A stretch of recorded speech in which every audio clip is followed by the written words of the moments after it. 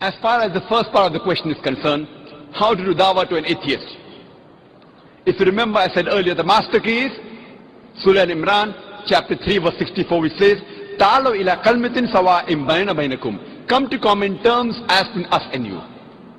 Now one may ask, what is a common term between the atheists? What common term can a Muslim have with an atheist? But yet I call this the master key. The first thing I do when I meet an atheist is, I congratulate him. I congratulate him because he says he does not believe in God. The reason I congratulate him is, all the other human beings, most of them, they are blindly following their parents. The Christian, he is a Christian because father is a Christian. The person is a Hindu because father is a Hindu. Most of the Muslims are Muslims because their fathers are Muslim. This atheist is thinking, his father, his parents may be religious, but he does not believe in the gods which his parents worship. The reason I congratulate him is because he has said the first part of the Islamic Shahada, Islamic creed, La ilaha, there is no God.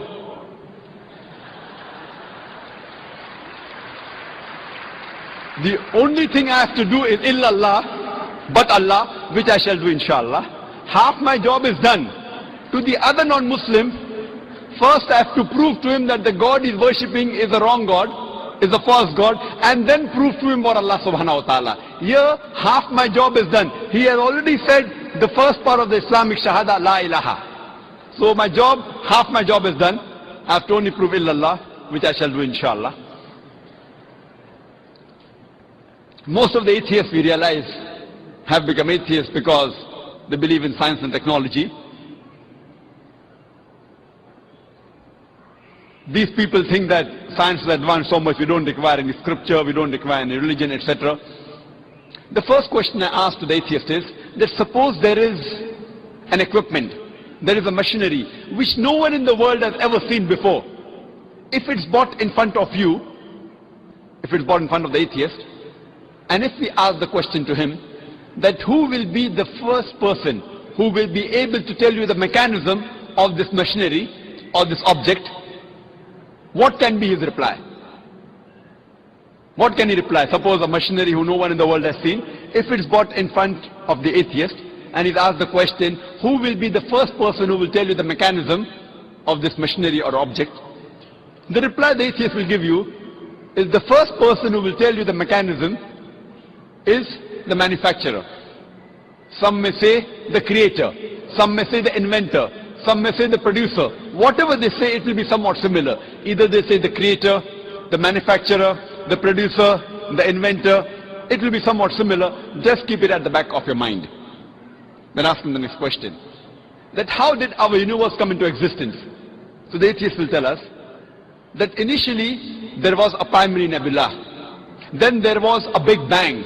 There was a secondary separation which gave rise to galaxies, the sun, the moon, and the earth on which we live. This we call as a Big Bang. When did you come to know about this creation of the universe? So he will tell you, about 30-40 years back, the scientists that discovered this. You ask him the question, but what you're talking about the Big Bang is already mentioned in the Quran, in Surah Anbiya, chapter number 21, verse number 30, which says, Avalam yaral lazina kafaru. Do not the unbelievers see anna samawati wal arda kanat ratkan saknahuma, that the heavens and the earth were joined together and we clove them asunder. What you're talking about the Big Bang is already mentioned in the Quran 1400 years ago. Who could have mentioned that? So the atheist will say, maybe it's a fluke. No problem. Don't argue with him. You continue. The light of the moon, is it its own light or reflected light?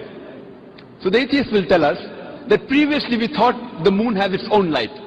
Recently we have come to know in science, recently means 100 years back, 200 years back, we have come to know that the light of the moon is not its own light but a reflected light. The Quran mentioned 1400 years ago in Surah Furqan, chapter number 25, verse number 61, that blessed is he who had placed the constellation in the sky and placed therein a lamp, a sun having its own light and moon having reflected light or borrowed light. The Arabic word used for moonlight in the Quran is munir or nur, meaning reflected light or borrowed light. Who could have mentioned in the Quran 1400 years ago that the light of the moon is not its own light but reflected light, which we have come to know recently? The atheist may say, your Prophet Muhammad, peace be upon him, maybe he was an intelligent man. Don't argue with him. Continue. The world that we live on, what's the shape of this earth on which we live? The atheist will tell you, it is spherical. When did we come to know? So he will tell us, it was 1597 when Sir Francis Drake, when he sailed around the earth, that he proved that the earth was spherical.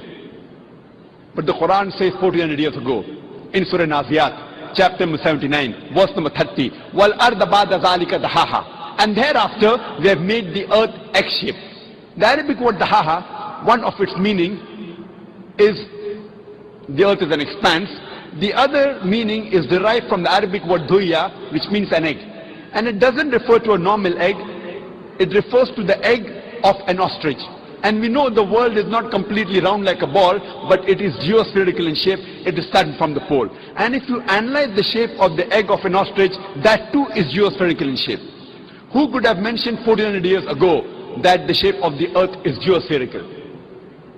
Again, the atheist may say, your prophet, maybe he was super intelligent. Don't argue with him. You can continue.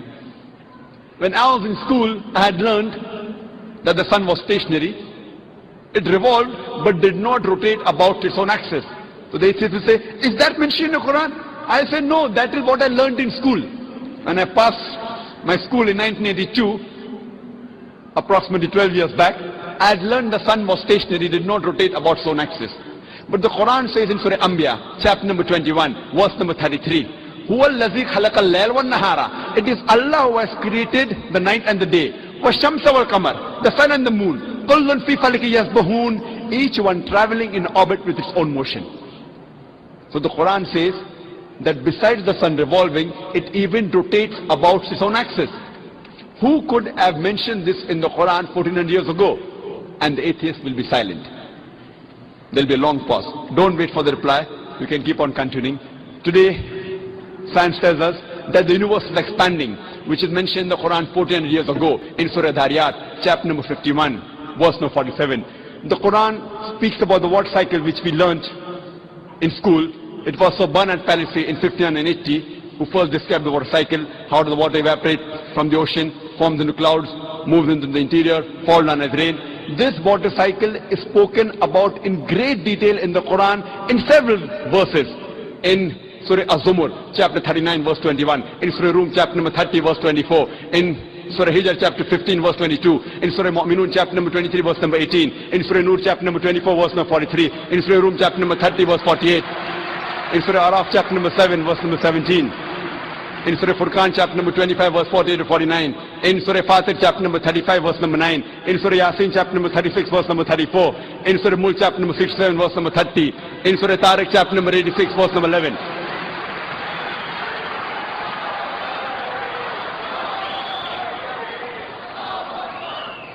There are hundreds of verses in the Quran which only speak about the water cycle which science has discovered recently. We can keep on talking that today we have come to know that the plants have got sexes which we did not know earlier. Quran says in Surah Taha, chapter number 20, verse number 53, that the plants have got sexes, male and female. Today we have come to know that there are two types of water, sweet and salty. And there is a barrier between them, which is mentioned in the Quran in Surah Furqan, chapter 25, verse 53, and Surah Rahman, chapter 55, verse 17 and 18. Marajal Bahraini al-Taqiyan, bainahuma barzakhun la yabghiyan. It is Allah who has let free two bodies of flowing water. Though they meet, they will not mix. There is a barrier between them. Today science tells us that it is the mountains which prevent the earth from shaking, which is mentioned in the Quran 1400 years ago in Surah Naba, chapter number 78. Verse number 6 and 7. The Quran speaks about biology, that we have created every living creature from water, every living thing. In Surah Anbiya, chapter 21, verse number 30, Quran mentioned this 1400 years ago.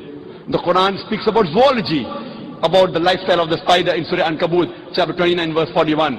About the ant in Surah Namal, chapter 27, verse 17 to 18. About the bee in Surah Nahl, chapter number 16, verse 66, 68, 69. The Quran speaks about embryology in Surah Alaq, chapter 96, verse number 1 and 2. We have created the human being from alaqa, a leech-like substance, which we have come to recently. The Quran speaks about embryological stages in Surah Mu'minun, chapter 23, verse number 12 to 14. You can go on talking about the scientific points. There are more than 1,000 verses in the Quran which speak about science. After every scientific fact, you ask the question, who could have mentioned that in the Quran?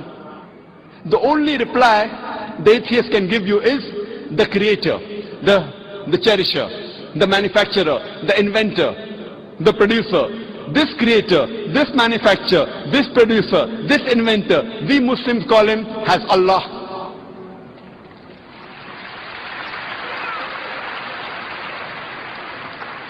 That's the reason Francis Bacon, a very famous philosopher, said, little knowledge of science takes you away from Almighty God. In-depth knowledge of science makes you a believer in God. That's the reason today scientists are not eliminating God, they're eliminating models of God. La ilaha illallah. Hope that answers the question.